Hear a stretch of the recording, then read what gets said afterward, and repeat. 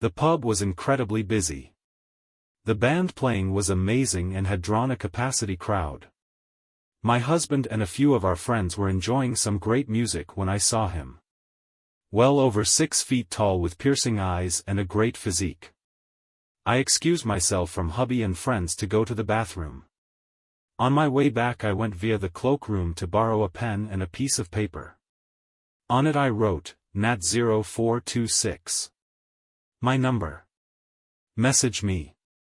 I wove my way through the crowd towards this very handsome man. He was with a few mates, and as I got to him I grabbed his hand and placed the piece of paper in it. He flinched with a bit of shock and looked down at me. I gave him the most sexy smile I could muster and directed him to the piece of paper with my eyes.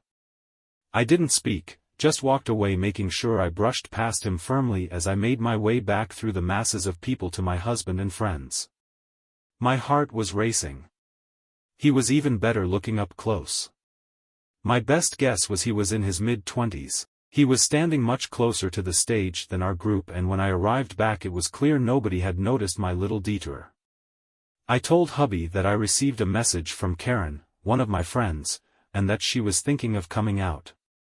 It gave me a reason to have my phone out in case I got a message. I did. Where did you go? I replied, I'm towards the back with my husband and friends. Yes, I'm married, winky face.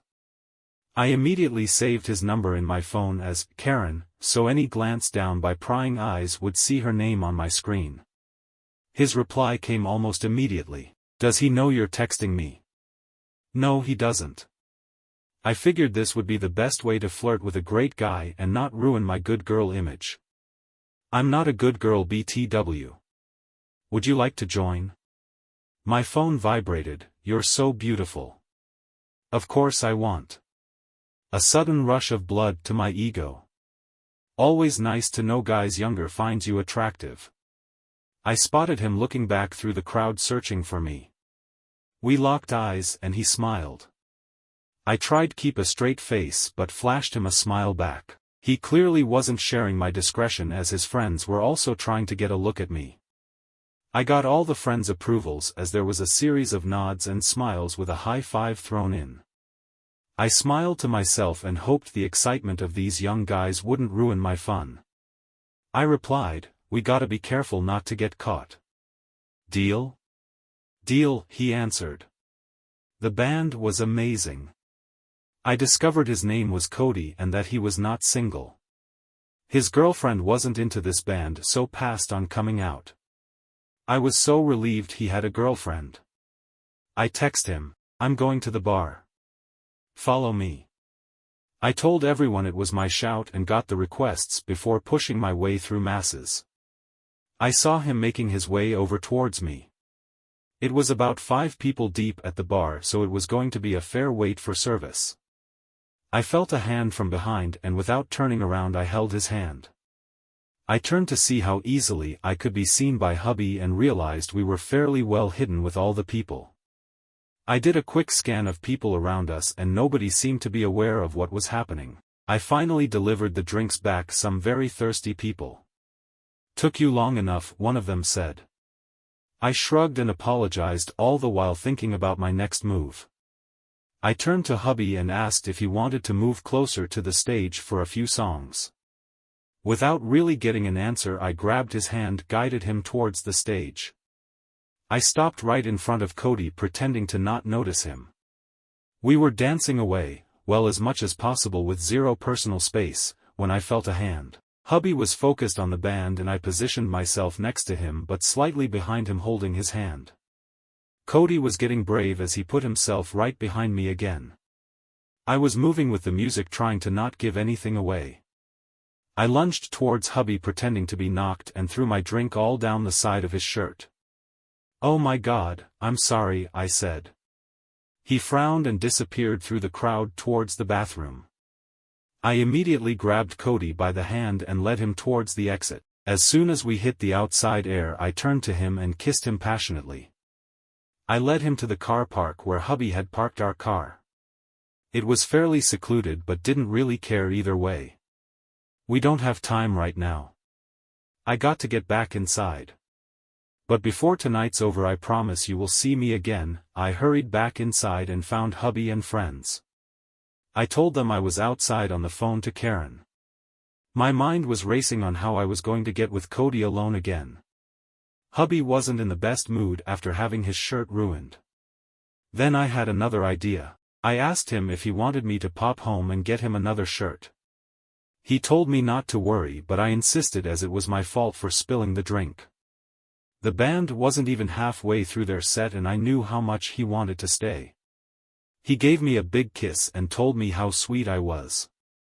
Mwahahaha, if only he knew. I sent Cody a text, outside in 1 minute. I went and got in the car.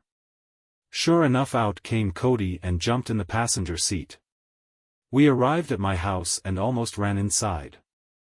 The seconds we were inside we were kissing. Can you guess what happens next? We had to go. I reapplied my makeup and tried to cover all evidence that I cheated on my husband. We raced down to the car to hurry back to the club where my hubby patiently waited for his clean shirt. He disappeared out of sight and I drove to find a park. I messaged hubby to meet me outside so he could put his clean shirt on. A few minutes passed and he finally made his way out of the club. As he approached, I could tell he was feeling the effects of the alcohol. His walking was a little unsteady. He thanked me for going all that way to get a clean shirt and kissed me. Despite my love of cheating on him, I loved the way he kissed me. "I'm so lucky to have you," he exclaimed. A rush of guilt and excitement ran through me as my husband was being super sweet to me just after I cheated on his. He changed shirts and we went back into the overcrowded club where the music was still pumping hard. My eyes scanned the crowd till I spotted Cody. He was laughing and receiving high fives from his mates. I was clearly the topic of discussion. He was young and so forgave his lack of discretion. I offered to get another round of drinks and snaked my way through mass of bodies to the bar. I made sure my route took me in sight of Cody and as expected he followed me. For the next few hours I barely left hubby's side as he was getting more and more drunk and with that, more affectionate. Text messages were flying between Cody and I fairly constantly. Throughout the exchange of messages I had invited him to leave just after us in a taxi. He was obviously worried about the fact that my husband was clinging to me for dear life, but I reassured him that I had it under control. "Trust me," I text him. The band had finished and the energy of the place died off. People were leaving so hubby and I said our goodbyes and made our to the car. I tried to see if Cody was following but I couldn't see him. As soon as hubby and I got in the car my plan was put into action. I was driving as I'd only had a couple of drinks. When we went home, a taxi had pulled up right outside. He made it, I thought, smiling to myself. Closing the curtains I turned my attention to my drunk husband. He was already asleep. My plan had worked. I opened the front door and was more than a little startled. There stood Cody, but he wasn't alone. He had one of his friends with him. He quickly spoke as he noticed my shock. "Andy had to come with me. He's staying at my place and none of the other guys had room for him to crash," Cody stated. "I'll just wait out here," Andy said. Before my mind had a chance to process all this, Andy walked back down the driveway and Cody grabbed me, pushing me inside. We kissed. Suddenly his pee